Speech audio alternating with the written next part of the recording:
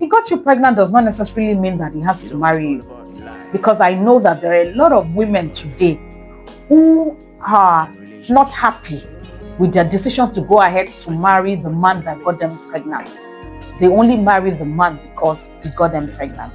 Can we talk about life, love, and relationship? Hi everyone, welcome to this episode of Life, Love and Relationships. My name is Oluwakemi. Thank you for your outpour of love on the episode How to Choose a Husband, a Woman's Life Partner. Some of you have requested for a part 2, so I thought, okay, what else should we have added? So here goes. The little things that matter when choosing a husband, especially for the Christian lady, because we've been told biblically we should not sleep with a man before marriage. But then again, we must be truthful enough to say that there are people who actually got married and they are not having a vibrant sexual life, and in some cases it has led them to adultery. It has led them to this abominable act. We thank God for those who are able to restrain themselves and just try to make it work, but you can avoid the struggle, right? So what are some of the little things that matter, but in the end they become big things when you eventually marry the person? So some of the things that you can look out for, because you cannot test the product before you buy it. So you have to be discerning. I keep saying discerning. The Spirit of God can help you to be discerning enough. And there are things that are also clear and open to the natural eyes that you can see. And those are some of the things that we'll be talking about in this episode. When I speak to couples who are having issues with their sexual life, one thing that is very common is hygiene. And I believe it is because of the way we were raised as boys and girls. There's usually a lot of emphasis placed on the girls' hygiene, right? So you have to make sure you're clean. You have to wash up very well. There's a certain way you must wash up. You just have to come across as clean, and you have to feel clean with yourself. In most cases, this is not the reality of the boys in terms of how they were raised when it comes to hygiene. So sometimes you have couples, when they come together, maybe the guy is not, the oral hygiene is not properly taken care of, the body hygiene, maybe it's sweaty, it's smelly. Those are little turn off that, if it's not properly taken care of, it can affect how sexually compatible and how sexually desirable you are to one another. So before you get married, if you meet a guy and he ticks all the boxes for you, all the important boxes, and hygiene is an issue, don't wait till you marry him before you start mothering him and helping mother, mothering. Before you start doing that and start teaching him, while you're dating him, make sure you're telling him the importance of oral hygiene, how little things like when he finishes eating, he needs to floss, because the particles, if left in the mouth, can create mouth odor, can lead to plaque. What have you? The need to brush in the morning and brush last thing at night. They need to floss after every meal so that these things are not building up germs that would eventually lead to mouth odor. When he sweats, he should take a shower. Women, these things come to us naturally. We know that when you sweat, you should go and have your bath and then you use your deodorant. Sometimes men kind of take these things for granted because they were not raised in that particular way, right? They were not raised to take care, to know how to do proper hygiene for themselves. So if you find yourself meeting a guy that ticks all the boxes, I don't think that if hygiene is a problem, it's reason enough for you to do away with it. But one thing to help yourself is make sure that you are bringing up these things while you're still dating and courting the man. Don't wait until marriage, because like I always say, when you marry the man, whatever red flag that you have seen, it becomes bigger in marriage. Why? Because you spend a lot more time with the man. So those things, you see them, they are blown up. So before you marry him, Find out, is it teachable, and start at that moment while you're courting, while you're dating. Tell him softly and very respectfully, please brush often, floss after you eat, do all those things. If you notice that he has body odor, encourage him as well to have his bath, to use deodorant. You can even buy some for him, or just go to the supermarket with him, enter and help him to pick some. In case you don't have the money, let him pay. But make sure that check out these things. Is he using? Because I promise you, if this thing is an issue, it would affect your sexual life when you marry him. And the nature, how healthy your sexual life is in marriage can impact how happy, how fulfilled both of you are in marriage. So make sure you're taking care of these little things before you marry him. Still on the topic of hygiene. Okay, we've talked about how he takes care of his body, his oral hygiene, his physical hygiene. Those are really different from physical appearance, although it is a part of it. But also, cleanliness. Does he believe in cleaning up after himself?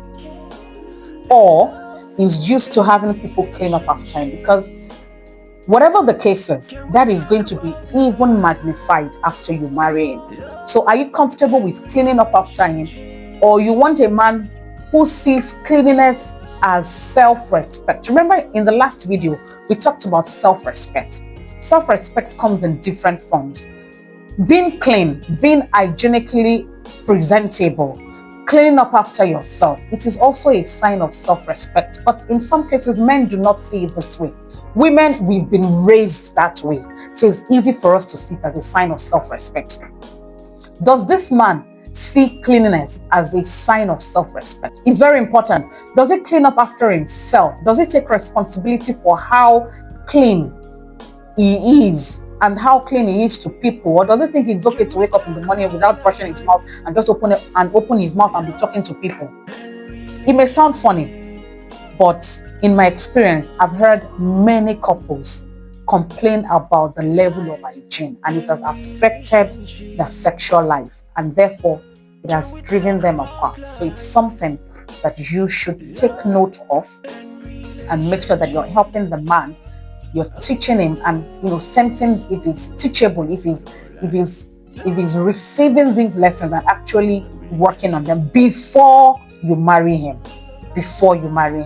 And another tweak to this is you have those men too that what I would call a clean freak. In medical terms, it is called obsessive compulsive disorder as it relates to cleanliness. They are very finicky. Can you stand this kind of person?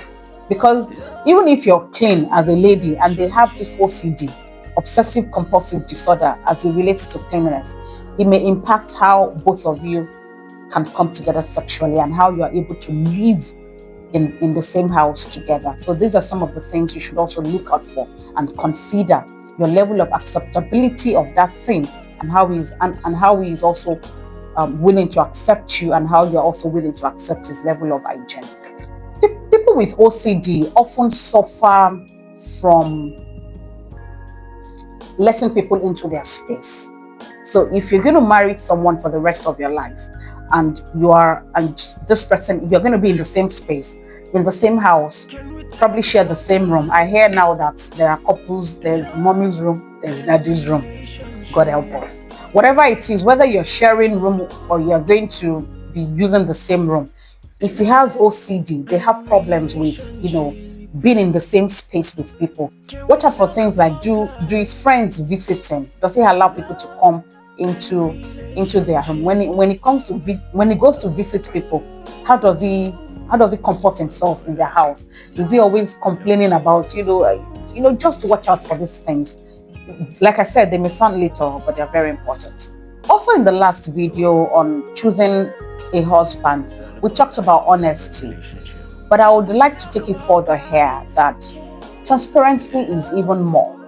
Transparency. Somebody can be honest. You can ask someone, "Oh, where are you?" and they tell you, "Oh, I'm at work." But if somebody is transparent with you, the answer would be, "Yes, work is over, but I have to do." In fact, they would have told you ahead of time. that I'm going to be late because of so reason. They are clear to you on why they are going to be late at work. That's transparency.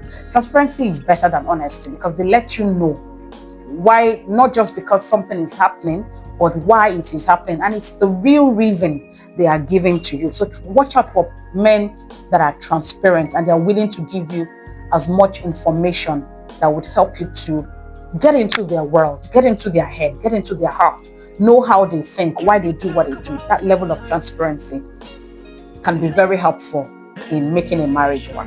We also talked about conflict resolution in the, under communication. If you listen to the point of communication, we talked about conflict resolution. But I also want you to be mindful of the men who are quick to apologize. So when there's an issue, they're just quick to apologize because they want to move on. Is it that kind of person, or is it the person who really wants to have a conversation? He wants to understand what the issue is so that he is able to avoid it in future.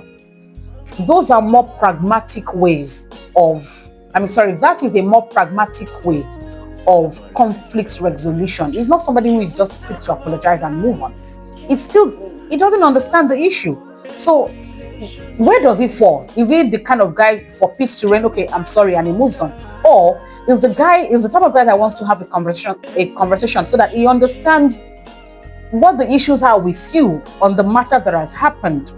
He really, really wants to understand and process it and work with you through the issue so that both of you are clear on what the issue is, who is at fault, and what both of you have to do to avoid future occurrences of that kind of issue. Another important thing that you should look out for, though it comes out very subtle, but it's a very big deal, because I've spoken to couples having issues, and I realized that sometimes there are men whose identity is tied to the money they have or the lack of it. Their sole identity is tied to how much money they have or the lack of the money in their lives. And yes, we know that men love to provide. Men are seen as providers and they revel in this responsibility, which is a good thing. But be careful when the soul, he has tied his sole identity to money, because money is fleeting, right? There are, and I must warn you, I'm not saying that go for the man that does not have money, because when a man embedded in the ability to have money are some character traits that are very important, right? Hard work. So maybe, when people judge ladies that go after men that have money, although she's dating him because he has money, sometimes it's not the money itself. It's the character strength that man has developed over time that has now resultantly led him to being a rich man. But it may not be the money itself. It's the character trait, like hard work, like discipline. He knows what to do. He knows how to seek information. He knows how to use the information available to him. He knows how to dispose the things that are not helping him to build himself. Those are the character traits, unknowingly to some people that judge this type of ladies. Those are the character traits that endear these women to men who are rich. It's not necessarily the money. When you find out that this man he didn't get the money through illegitimate means, he really works hard to get this thing through legitimate means. It's those character traits that I mentioned. But you need to also be careful. Is his identity solely tied to this money that he has or he doesn't have? Because some men, they don't even understand their own identity when they don't have money, or they don't even understand their own identity when they have money. They don't tend to realize that their identity is not solely tied to the money they have or they do not have. So you need to be careful, because and I promise you, challenging times will come in marriage. When challenging time comes, when you have the foreknowledge of how he thinks about himself in relation to money, it helps you to know how he would respond to those challenging times. For instance, maybe he had to be laid off at work, and you now have to, to step in and start paying for school fees, paying for rent, paying. How will he respond to these things? It helps you to have this foreknowledge before you go into marriage with this person. How fragile is his ego?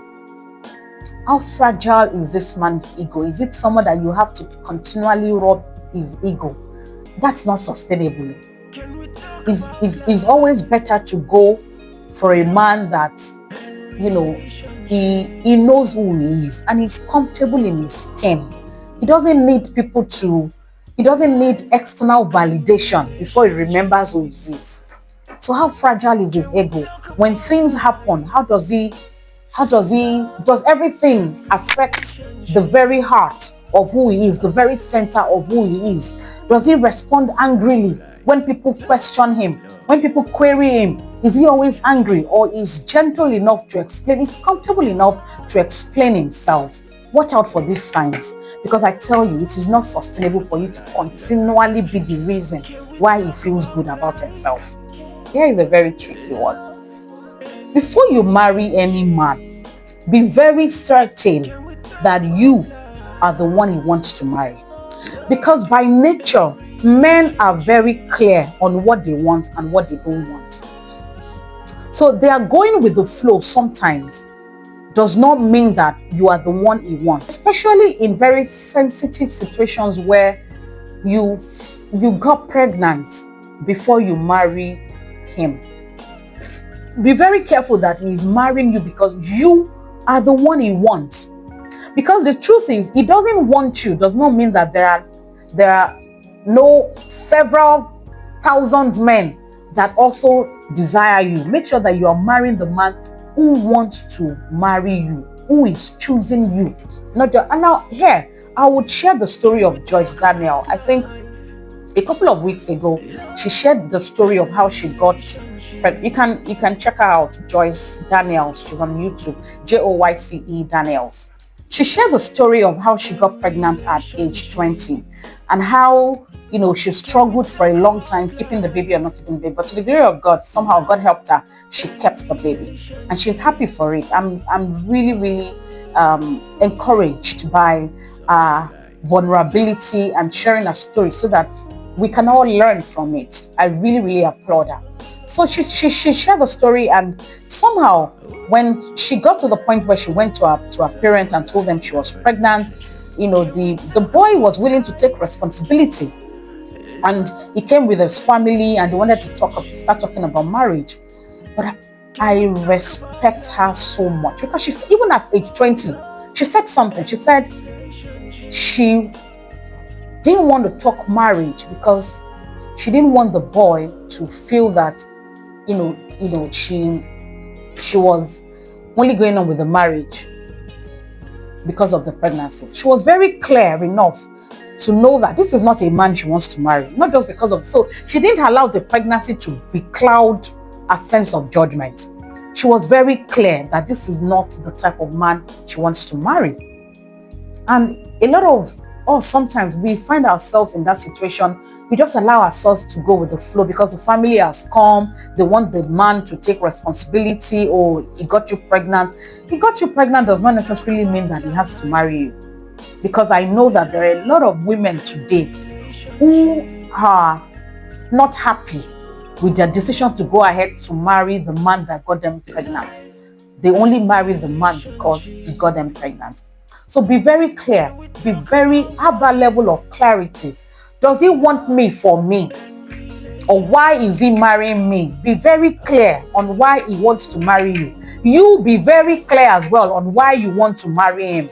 Have that level of clarity. It helps because when challenges come in the marriage, and I say it, I promise you, challenges would arise in marriage, even for those who do it honorably, who do it the way God has said that we should do it, who do not even have sex before marriage. Challenges would always come. It will always come. So when it comes, both of you have this level of clarity on why you chose to marry one another, but particularly for the lady, because the men, they own their decision-making processes. For us women, we tend to allow emotions to get the better of us.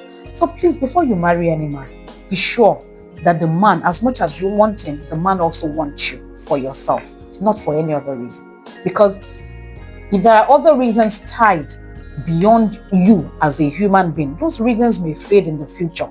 If it's that you're helping him financially, if it's that you're helping him, he just finds you useful in a particular area of his life. Seasons change in life. Seasons change in life. If he's after your money now, tomorrow he has more money than you. What happens? You've lost the value that you have for him or to him. So be very careful that this man desires you as a human being, as a person, not just fulfilling certain needs in his life. I can't stress this enough. Be sure that the man wants you for you before you go ahead and marry him. For you, there might be more things that we have not discussed that are also important to you in choosing the man that you want to spend the rest of your life with.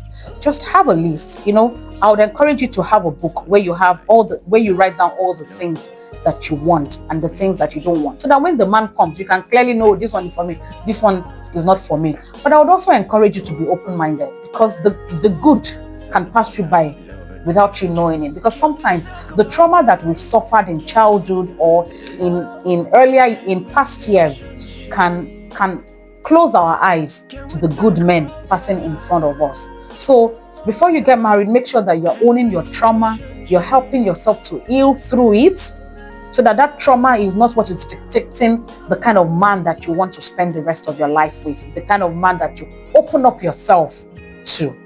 If necessary, attend counseling sessions, therapy sessions to help yourself, because we all have it. It's just that in Nigeria, we kind of trivialize some experiences that we have. But everybody has gone through one level of trauma at the other, or the other. It's just that it has degrees. There are varying degrees to trauma. So whatever it is that you've been through, unpleasant experiences, make sure that you're giving yourself a chance to heal from it before you choose the man that you want to spend the rest of your life with. Thank you for joining us on this episode of Life, Love, and Relationships. It's been a pleasure. With all my love. See you next week.